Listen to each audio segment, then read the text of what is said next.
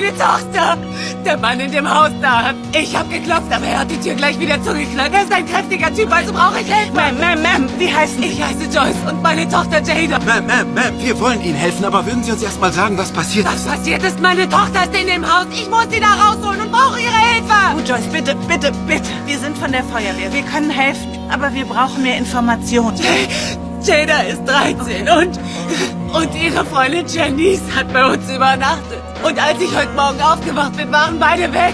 Also habe ich angerufen, aber sie geht nicht dran.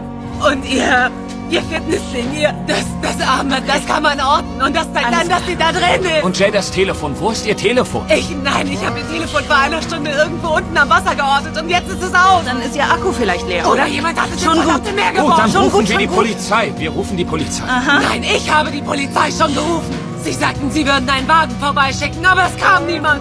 Also bin ich zum Revier und hab's gemeldet, aber die meinten, ein Durchsuchungsbeschluss kann Tage dauern. Also bin ich selbst hergekommen. In meinem Viertel verschwanden allein im letzten Jahr 3 schwarze Mädchen. Und was hat die Polizei unternommen? Nichts. Schwarze Mädchen sind der Polizei egal. Uns nicht.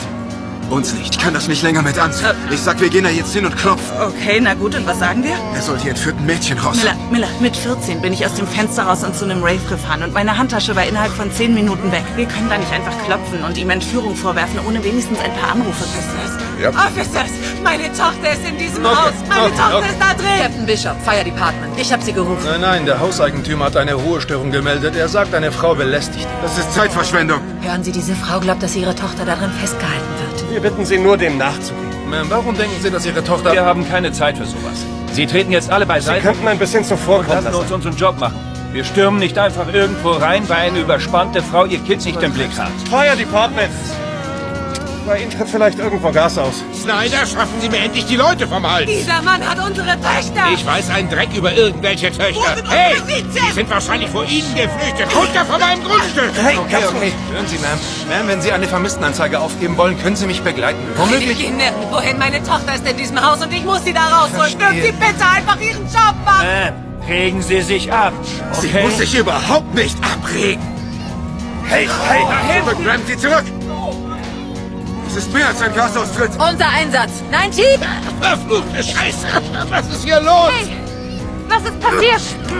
Was ist los? In diesem brennenden Haus werden 2 Mädchen festgehalten. Was? Ich brauche Handschuhe!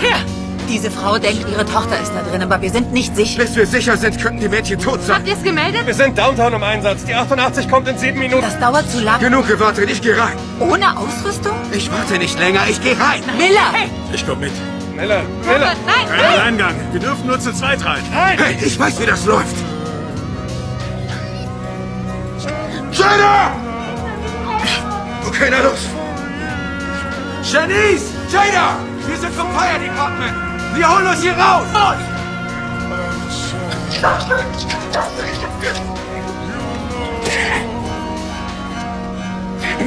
Sie sind gleich bei euch! Können Sie uns hören? Janice! Jada! Geht in Deckung! Wir treten jetzt die Tür ein! Janice! Jada! Janice! Jada! Janice! Janice! Man kann die Last ihrer Verzweiflung förmlich spüren.